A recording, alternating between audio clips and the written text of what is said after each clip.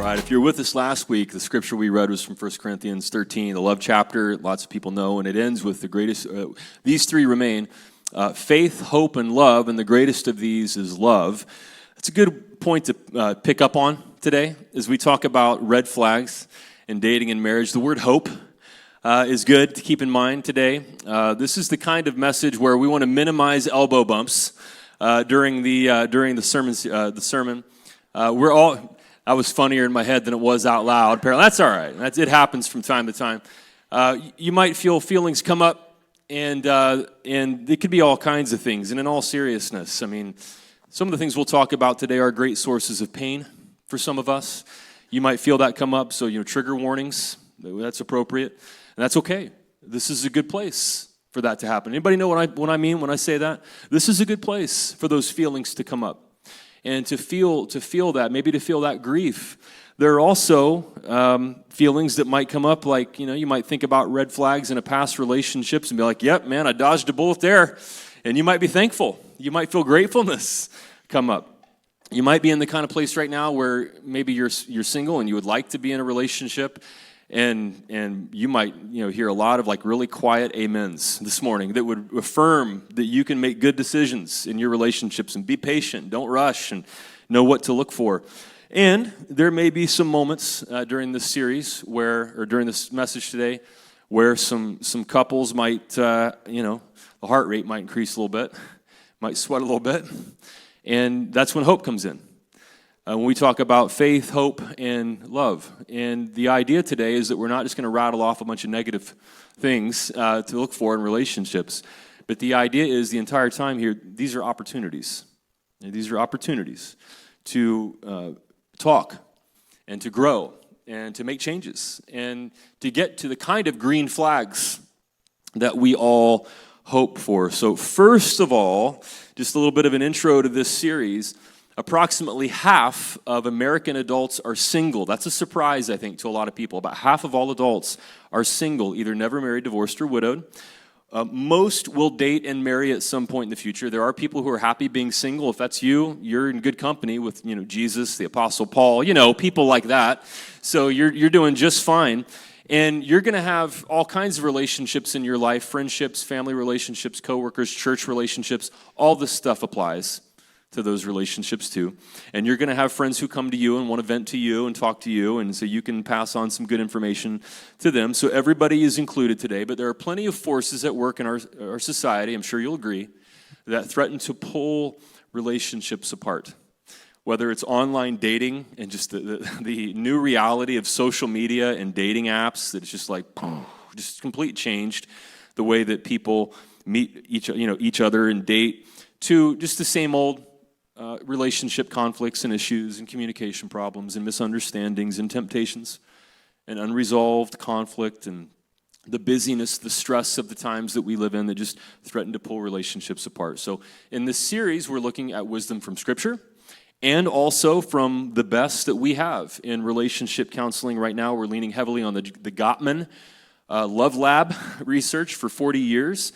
And to how to make relationships as healthy and happy as possible. That's what we're doing in this series. I want to show you the schedule here. Last week we talked about the meaning of love. If you missed that, you can go to YouTube, the Well Online, and you can watch those messages on demand. Today we're talking about red flags in dating and marriage. We're also going to talk about some green flags today at the end.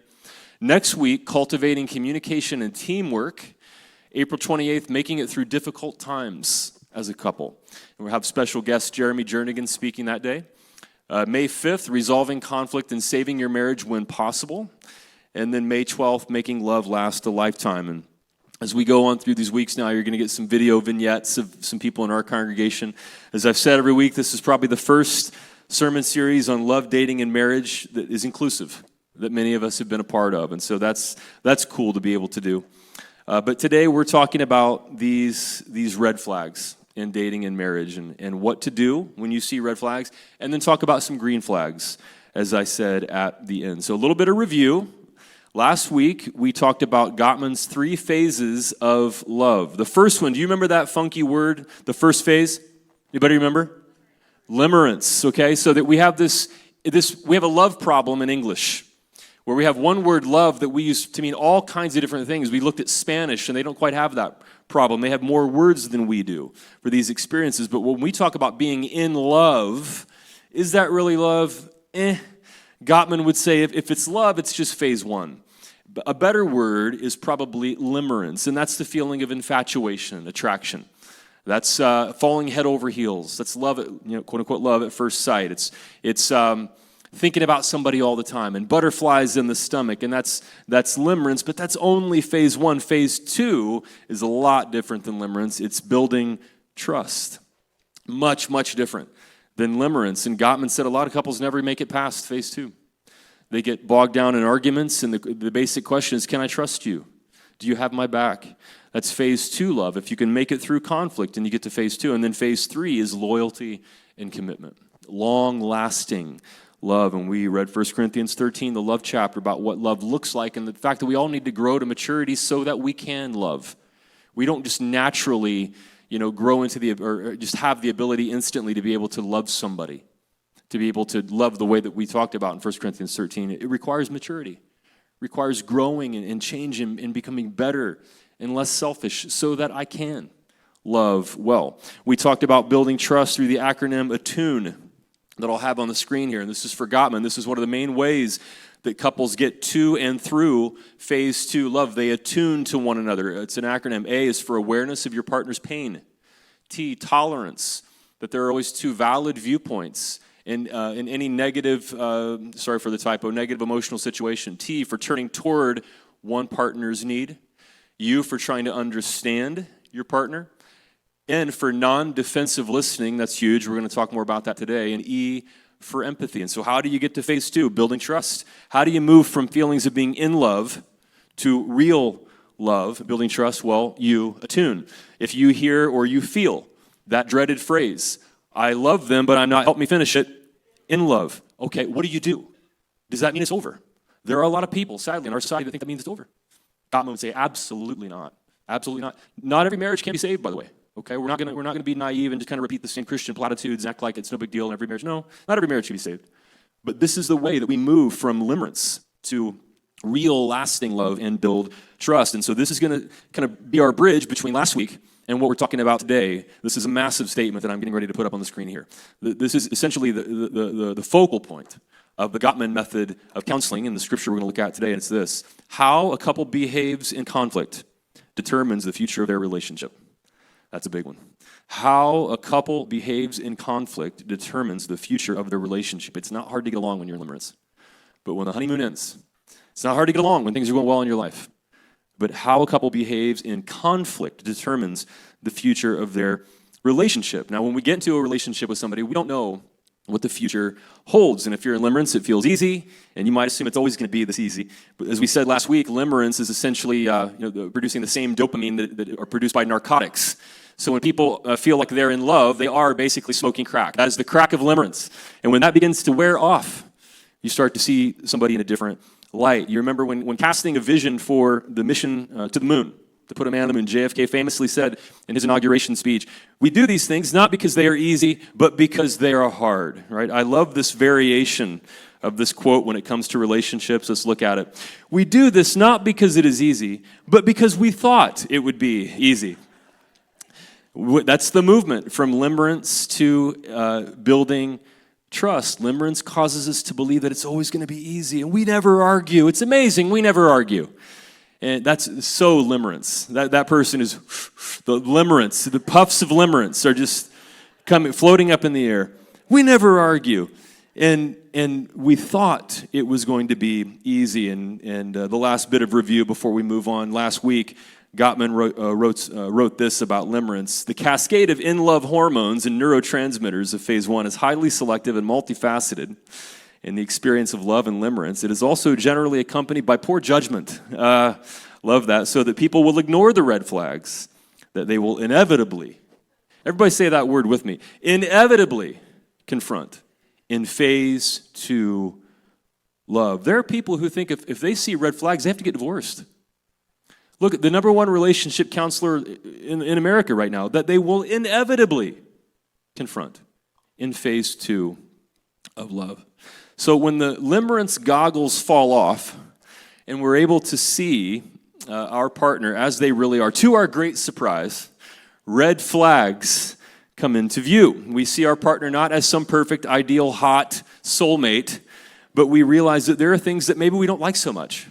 Maybe they're actually human. They're not perfect after all. And maybe, in seriousness, maybe there are causes for concern in this relationship. Not all relationships are going to last forever. Maybe there are causes for concern. Or maybe the shock of these red flags emerging after limerence hurts us, and we go to sources of advice for what to do, and what is a red flag that could have been dealt with now turns into something that can't be dealt with because we went to a bad source of advice. And so in 2024 America, when we see red flags, it can be shocking and hurtful, and we go looking for advice on what to do about it. And of course, being thinking, intelligent, rational people, we go to the most trusted and logical source of life advice we can find, TikTok. And we assume that we're going to find answers to these hurtful red flags that we see on TikTok. And how many of you have heard of the Manosphere? Could I get a real legit show of hands? How many of you have heard of the Manosphere? Not many of you. Interesting. Okay. So I went on a dinner with a few younger people at the Well.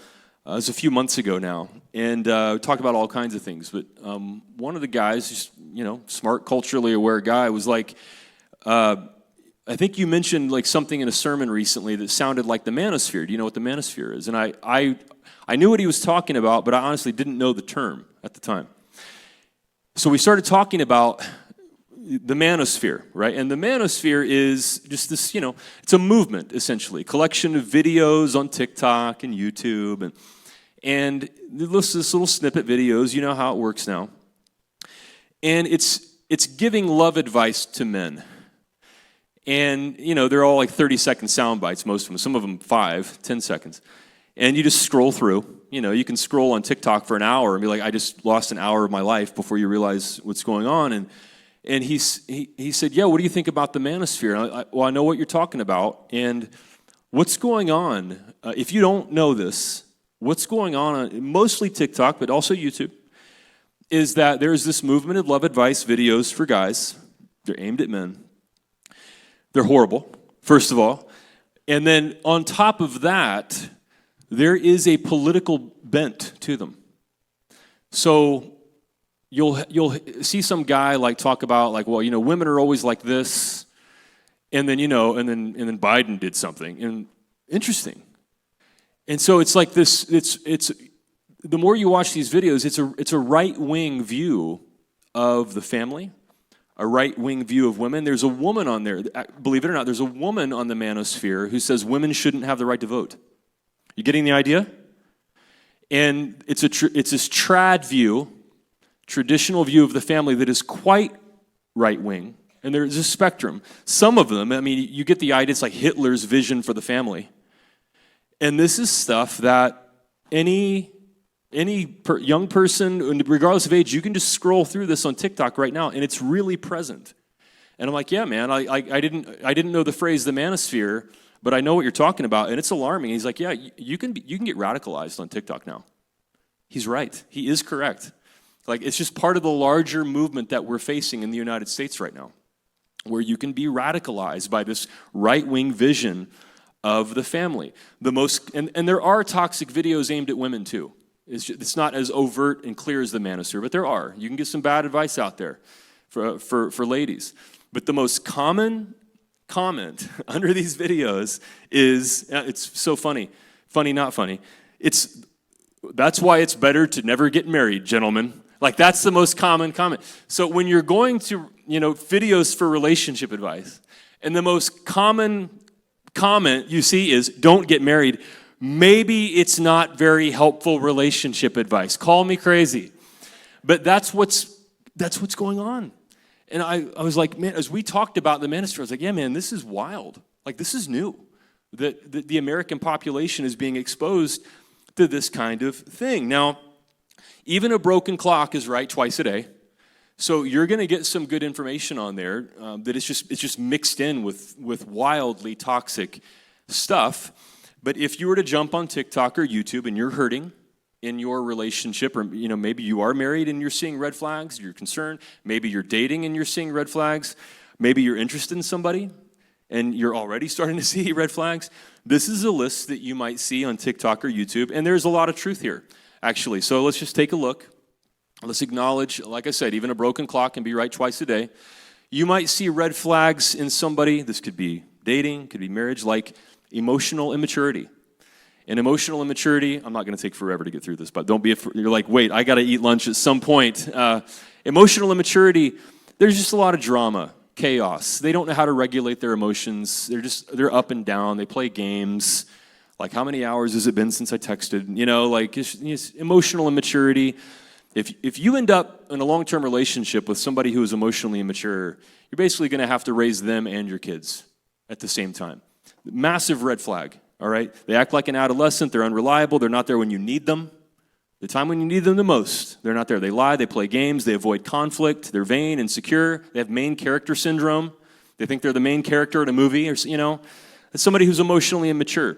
Other red flags of lying. Even white lies. If you see somebody who lies with impunity, they lie easily, even about things that don't matter. Red flag, okay? Abusive behavior, of course. Now that's, of course, physical abuse. Emotional abuse might include name calling, control games, manipulation, smearing you behind your back. There are all kinds of forms of emotional abuse that are massive red flags. You might see symptoms of a personality disorder. Right now, the hot term in social media is narcissism. But you might see that. You might see somebody who, and I'm not talking about anxiety, I'm talking about like narcissism. Somebody who seems to have like a lack of empathy, even like sociopathic tendencies. Like you start to see somebody who doesn't seem to care, or they have a superior view of themselves. They look down on other people. They're rude to the server, Red flag. So that's a legit red flag, no doubt about it. People who are flirty or who have wandering eyes, or maybe they're a little shady online. Maybe you get the idea that, and maybe you're even serious with somebody, and you get the idea that they're on their phone a lot, and maybe there are some people in their DMs that aren't you. And red flag. If you see somebody who they just have the wandering eyes and they flirt with other people, and red flag, something to note. Somebody who avoids conflict. This is so classic. We never fight. We never fight. Somebody is lying. Somebody's pretending. Because no two human beings are going to be in a transparent, authentic relationship with each other and agree on everything. That is not possible. There are people who think it's a green flag when they never argue. That is so misguided. And they're just careening toward heartache. All right. So somebody who avoids conflict. We'll talk about what that looks like. This the maddening experience you would have trying to have a relationship with somebody who avoids conflict. On the flip side, somebody who's super argumentative and they're just confrontational. They like conflict. Red flag.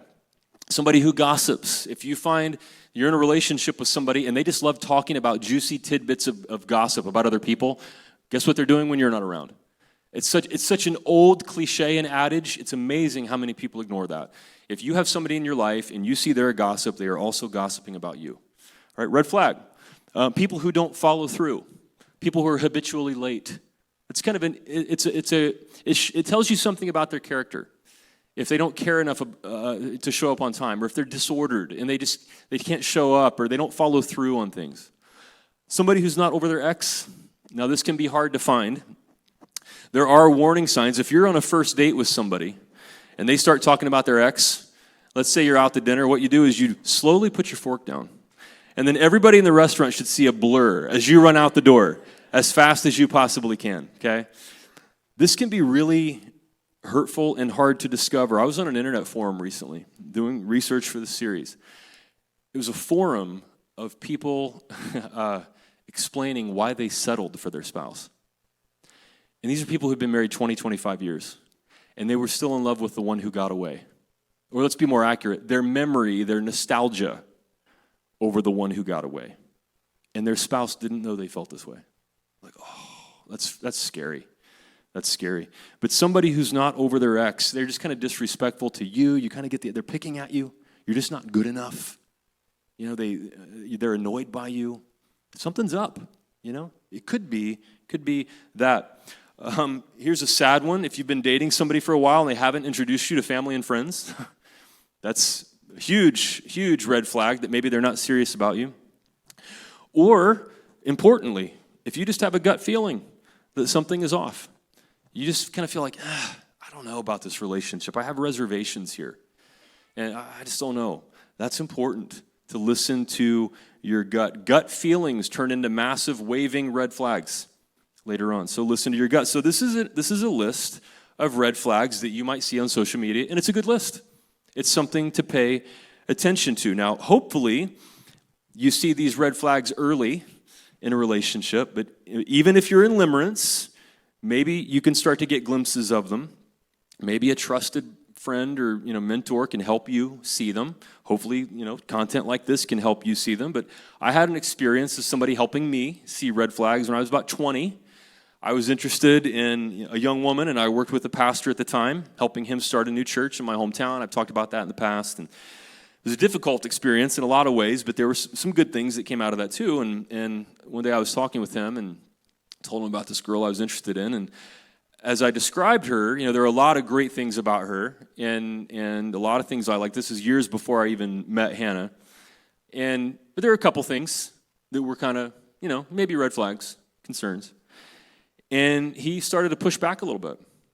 And he asked, well, if you see that now, what do you think that's going to look like if you get more involved with her? How's that going to look as the relationship progresses? So essentially, he's like, if you see these things now, how would that look if you were to get married? What do you think? And it caused me to think more deeply about it. I was in limerence, so the easy thing would have just been to sail right on through, puff, puff, and not pay attention to these red flags and just sail right through. But having a conversation with somebody who cared about me helped me to think about what might this look like later? If I see this now, what might this look like later? How many of you have heard that Garth Brooks song, Sometimes I Thank God for Unanswered Prayers? This is like the classic song for seeing red flags and to do something about it. Now, the problem is, because of limerence or maybe other reasons, you might not see these red flags until you're already invested, until you're already in the relationship, and now you're just seeing the red flags. And I want to share something with you that hurts, but the truth hurts, and it's true for all of us. It's a good thing for all of us to hear. The red flags were always there. The red flags were always there. Maybe you've been married for a long time. Maybe you've gotten serious with somebody, and now you're just starting to see these red flags, and you're in the shock of just now seeing these red flags. We need to begin with this painful place. Doesn't this just stink? The red flags were always there. We just didn't see them. We were in limerence. We didn't want to see them. Our brains were being flooded with dopamine. And we missed the red flags. So it's not like, and this is helpful now too, it's not like they're new in the relationship. They were there.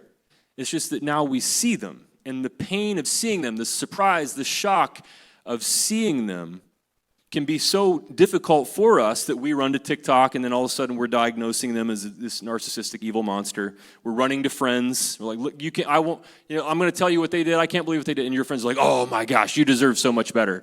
And friends just immediately talk you into breaking that relationship, whether you should or not, because of the shock of seeing those red flags for the first time. But they were always there. So now what we're going to look at for the rest of the time is this research-based red flag material from John and Julie Gottman. These are the red flags that the Gottmans discuss that you can see in real time when you're dating somebody, especially in a moment of conflict. And if you don't have any conflict, red flag, somebody's avoiding.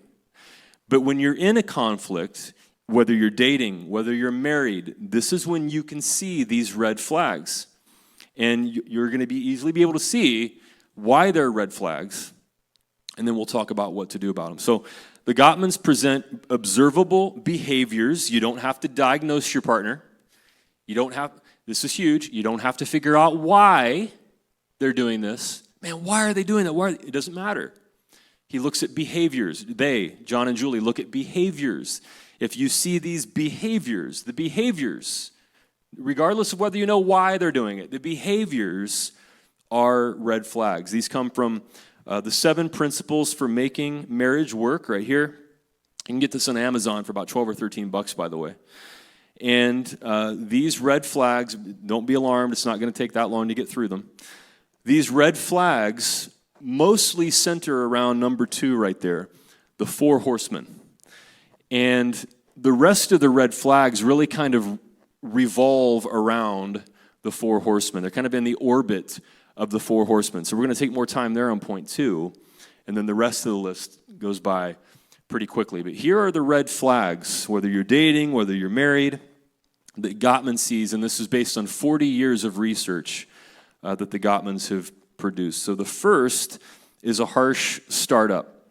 And this is in a conflict, and this is when one person starts off discussing a conflict in a negative or accusatory way, with criticism, sarcasm, or blame.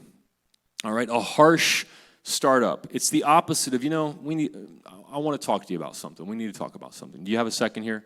Is this a good time to talk about something? That would be a good soft startup. A harsh startup is, I'm so sick of, like that's a harsh startup. You always, that's a harsh startup. I can't believe, here we go again. Well, man, surprise, surprise, harsh.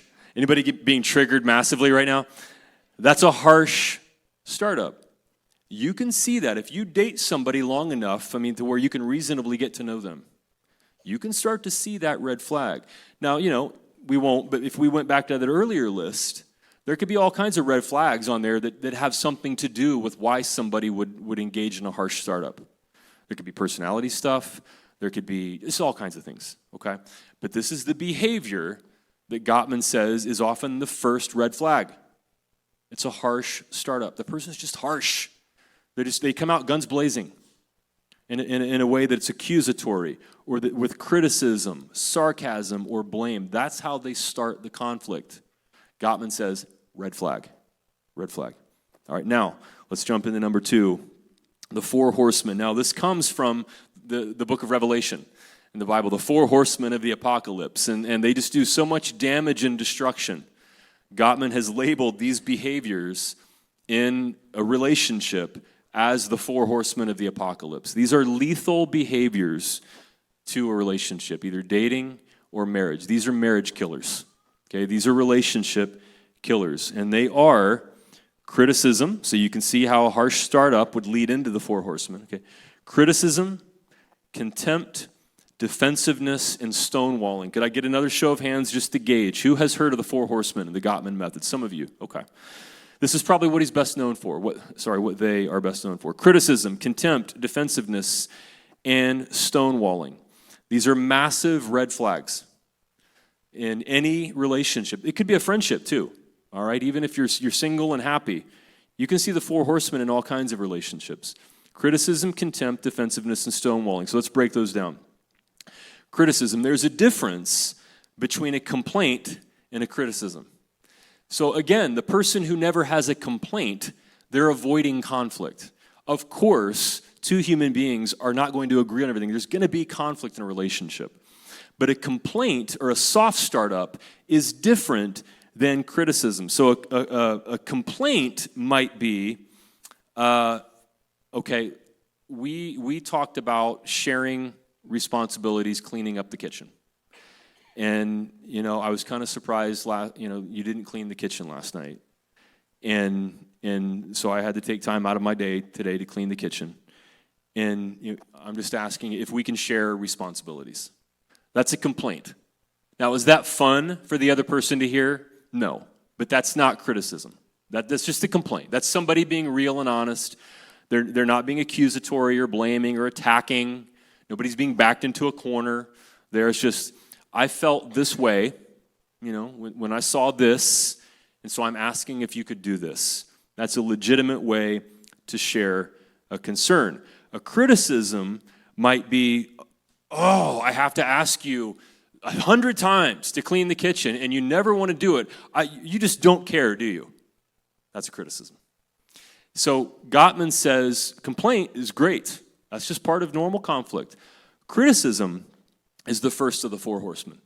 That can also, you can see how that could be the harsh startup. That could be the way that the conflict starts, a criticism. So a complaint can quickly become a criticism. So we want to be intentional about what a complaint is. Here's how I feel about a specific situation, and here's what I need, want, or prefer. Here's how I feel about a specific situation, key phrase, and here's what I would need, want, or prefer. A criticism is, you're bad, everything you do is bad, you never do this, you always do that, you are bad.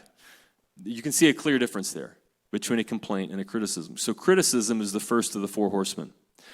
Now, if there's enough criticism in a relationship, it leads to, this is the number one predictor of divorce, and it's contempt. You've probably heard that. If you're familiar with Gottman and all, you've probably heard that before. Contempt. Contempt is a sense of superiority over one's partner. It's a form of disrespect. It's this sneering response. Like, oh my gosh, here we go again. You can hear that, can't you? Contempt. Like, I'm better than my partner. And somebody might start off like this. You might get this from the beginning of your relationship. Massive, waving red flags, okay? But even after a while and conflict, there's a harsh startup and there's criticism. If one or both of the partners starts to show contempt, it's this feeling of, I could do better. Whether they say it or not, I could do better than this. I deserve better than this. And just looking down on that person. They're not as good as you. That's contempt. It's ascribing moral deficiencies to your partner. Like they're just a bad spouse. Just a bad husband, bad wife. I could do so much better. You go to your friends like, oh my gosh, you deserve so much better. And you just demonize your partner back and forth. That's contempt.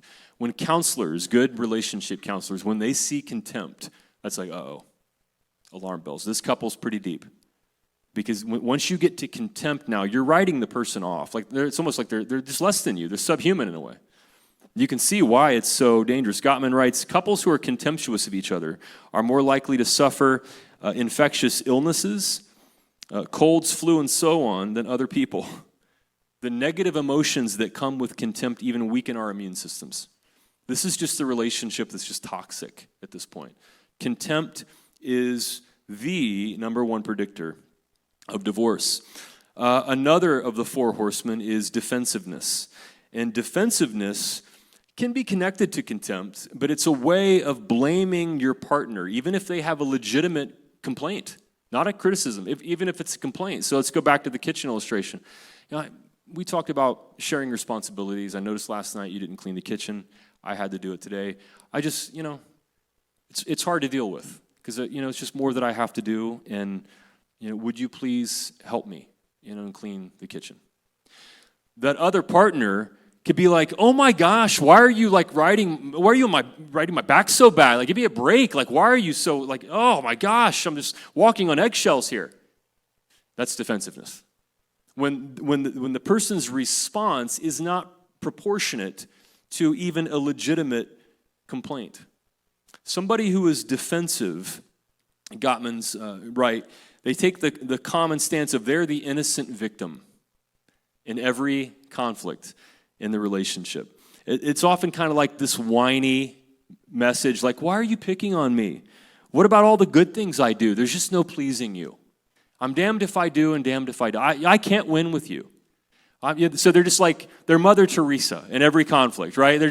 They never do anything wrong. That's defensiveness, all right?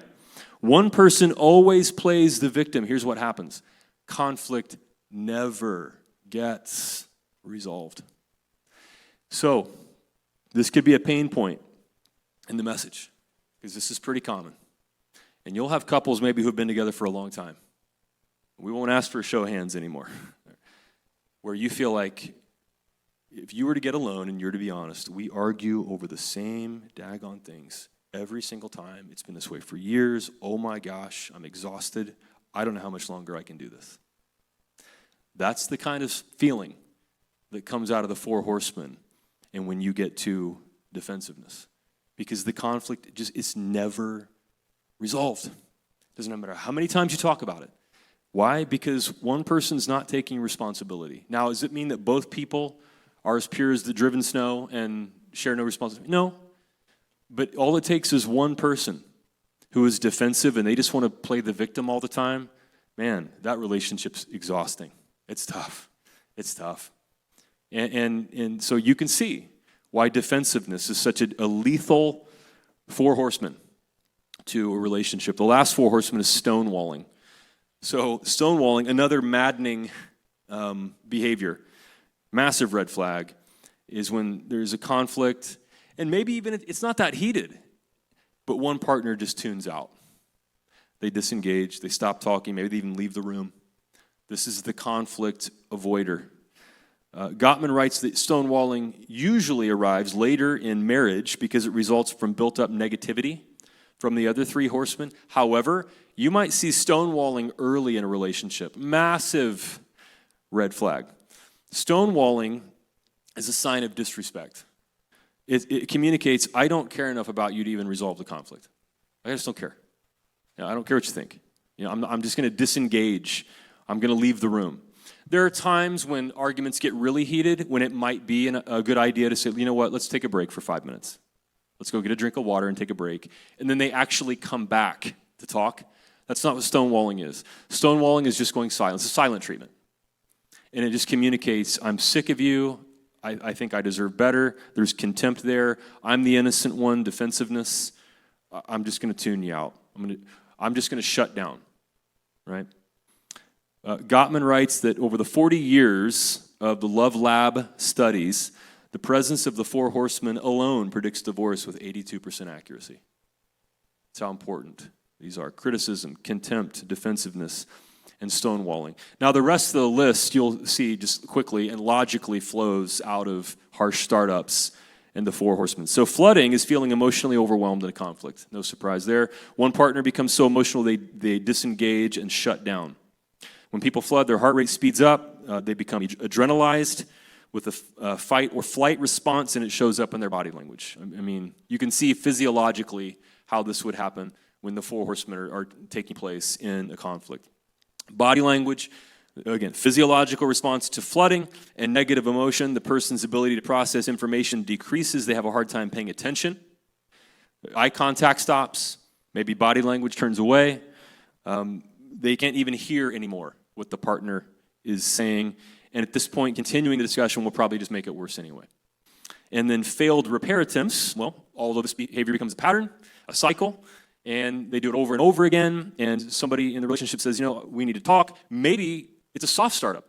Maybe one of the partners is not engaging in these toxic behaviors. Maybe they're not, but the other person is. And so the conflict never gets anywhere. It's around in circles all the time. They just can't seem to get to any solutions, no resolution, and over time, these failed repair attempts just add up. Gottman writes, with the presence of the Four Horsemen and many failed repair attempts, they can predict divorce with over 90% accuracy. The cycle continues over time. They try to resolve, they can't, failed repair attempt over and over again. And that leads finally to bad memories. And this is interesting, and we've all seen this happen either in our relationships or in other people's relationships. If you persist in this negative cycle, the couple actually begins to remember their history differently. The negative emotion builds up so much over time that they actually rewrite their marriage history to be more negative even than what it really was. Gottman says that happy couples will tend to focus on the good times.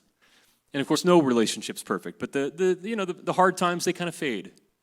And they focus on the good times. But when a couple gets caught up in the Four Horsemen and these red flags, they actually begin to rewrite their relationship more negatively. And pretty soon, they can't think of any reason why they married this person. We've seen that happen. They see their past differently. So those are the Gottman red flags. You can see these in dating and in marriage. Now, we can kind of pause right here. This is the point in the sermon where there are some married couples who are like, I think I married the wrong person. And when you have a sermon like this, that happens. Now, not all relationships can be saved, okay? But if you see red flags in your relationship, and your only response is, man, I think I married the wrong person, we better end it. In truth, you would be missing the entire point of Gottman's 40 years of research and the entire point of this series. Because seeing red flags doesn't mean that it has to be the end. Certainly not in a long commitment with children involved. Now, not all relationships can be saved. Some shouldn't be. But right now, the divorce rate's around 50%. Does it need to be 50%? I doubt it. I think a lot of those marriages could have been saved, right? So not everyone can be saved, but a lot of them could have. So here's a key takeaway. Seeing red flags in your spouse doesn't mean you married the wrong person. However, really important, I think this will be on the screen, it is an opportunity to have a conversation about the red flags, preferably one with a soft startup and without the Four Horsemen. A conversation about the red flags, and then to take steps to address them. So it might look like this. Man, that was a weird sermon, wasn't it? As I was listening, I thought, maybe there's some red flags in our relationship, and what we have is important enough to talk about them. And so I was wondering if maybe you want to talk about them. And avoid language like you never or you always and all this kind of stuff, or you're bad, or all this. And just say, we're two human beings. We got in this together for a reason. And so now I wonder if we could have a conversation about these and start like that. That's a soft startup. Gottman says they can predict how an argument's going to end within the first 3 minutes. And so if you were to take a soft startup approach about your red flags that you see, you might have an amazing journey ahead of you that you never even dreamed possible. Now, all relationships can't be saved, but a lot of them probably could. And that soft startup might be the way to do it. Now, I'm going to begin to land the plane here. Bear with me a couple more minutes. Sometimes you might think it's a red flag, but it's not necessarily. All right? Because you might have negative emotion around something, but it's actually not on the red flag list of the Gottmans. That's why it's important to talk about what you see. The Well is an open and affirming church. That means we welcome everybody in full participation, opposite sex relationships, same-sex relationships. We welcome members of the LGBTQ plus community in full participation. Here, there's an experience I read about on a forum of people who identify as LGBTQ talking about their dating and marriage experiences and how they can be different. In a lot of ways similar, but also some differences to opposite sex. And it was interesting, in this forum, there was an experience that not all people who are gay are going to experience, but it's I think, common. And interestingly, ironically, it's also common to people who grew up in a religious conservative household. Interesting.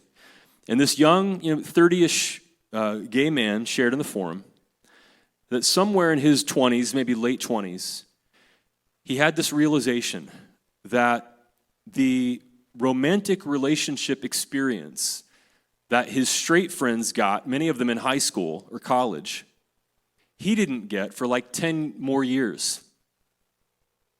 Now, why is that? Well, he felt like he couldn't come out. So, of course, not everybody is going to face this, but he shared, he didn't feel like he could come out in high school. He couldn't have any real romantic relationship, and so just navigating the difficulties of relationships and communication and expectations and all that, he said, I didn't get that experience for like 10 more years, 10 years later, after a lot of my straight friends did. And so he said, I've realized, if I get involved with somebody, I have to ask them for patience, because I was just late to the party. I didn't feel like I could be myself, and so I didn't get that, romantic relationship experience. I'm still learning. Please be patient with me. And ironically, I found that's true of a lot of people raised in conservative religious environments, that either they were pushed into marriage at like 19, or they were in purity culture and, they just kind of stayed single for a long time and sheltered and they didn't get that experience.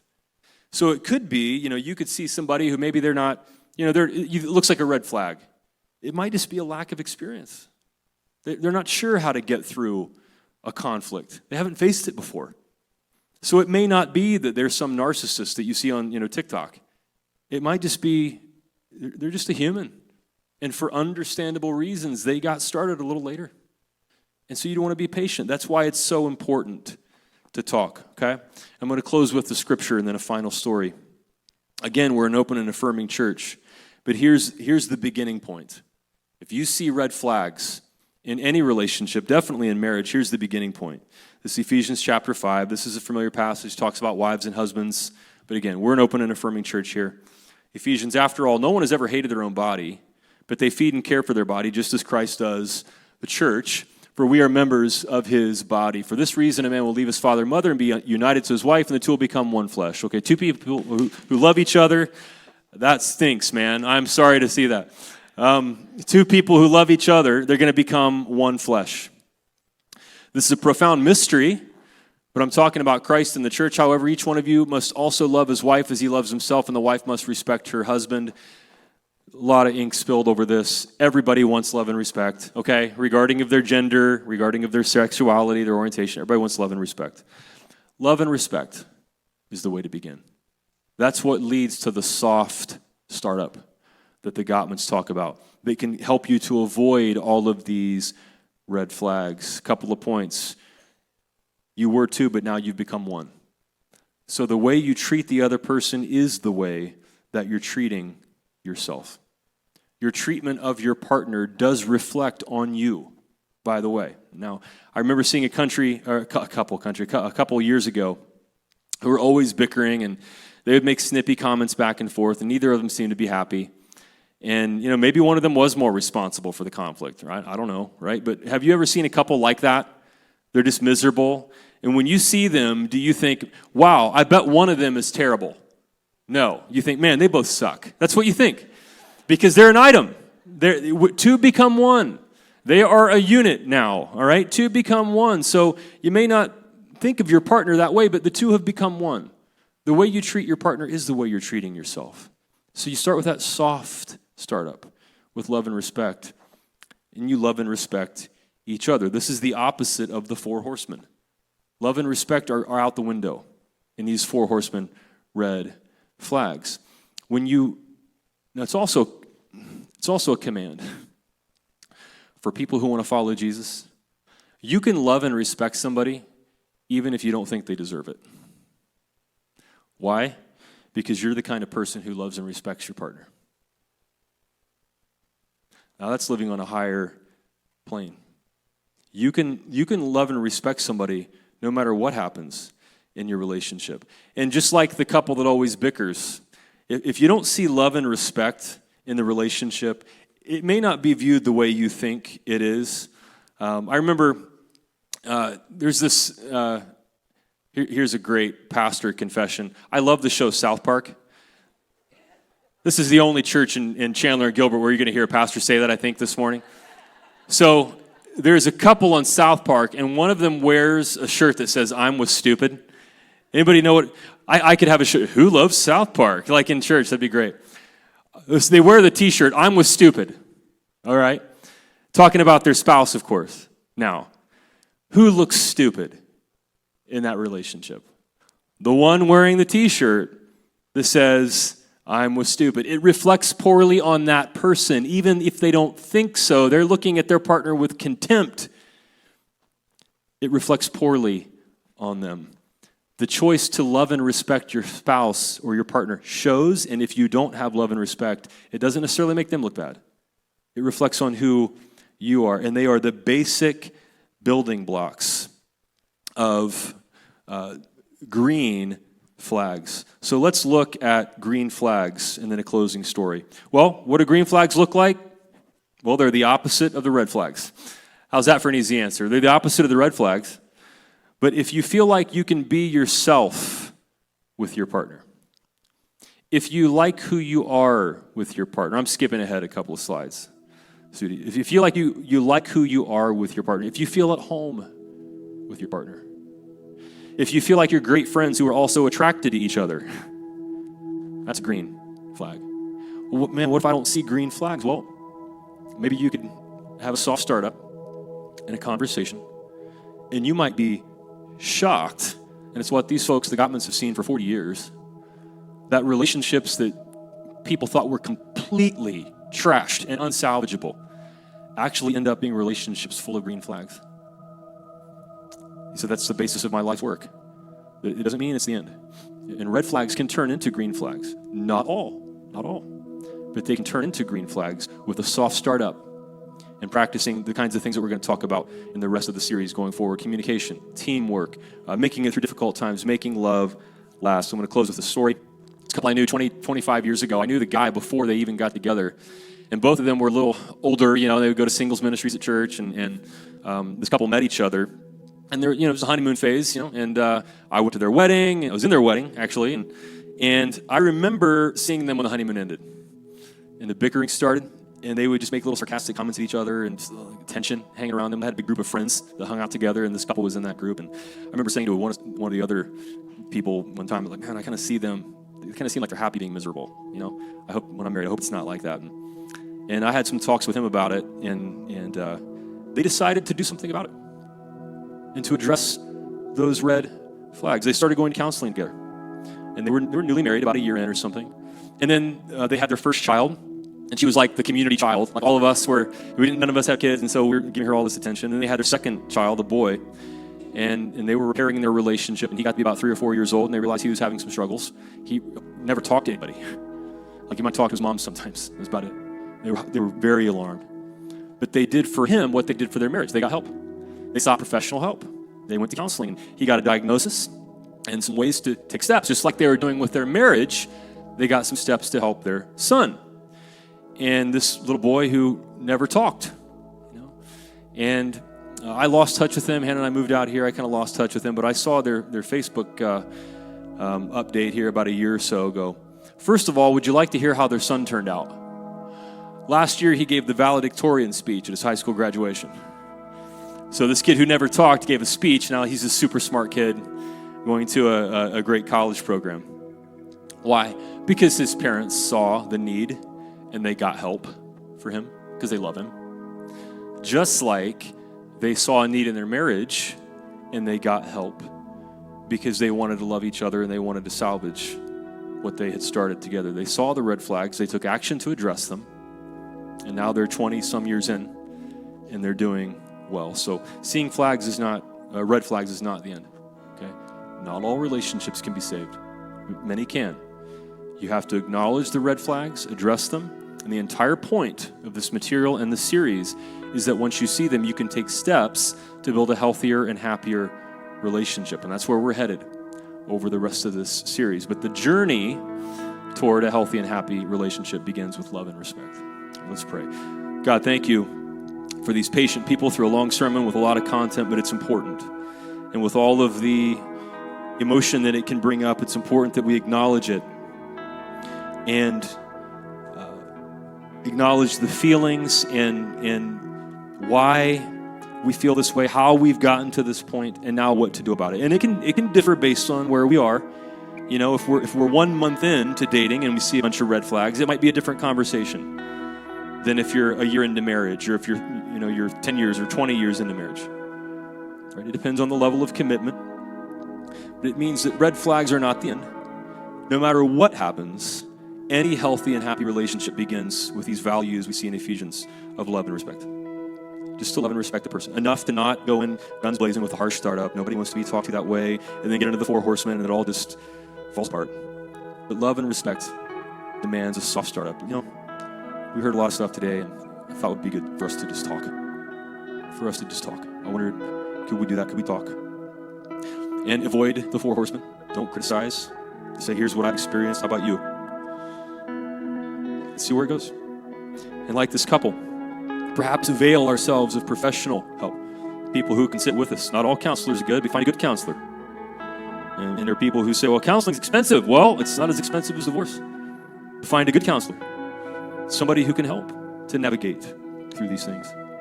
But it begins with love and respect. And we thank you, O Lord, that our faith gives us those values and gives us a way forward. In Jesus' name, everybody said.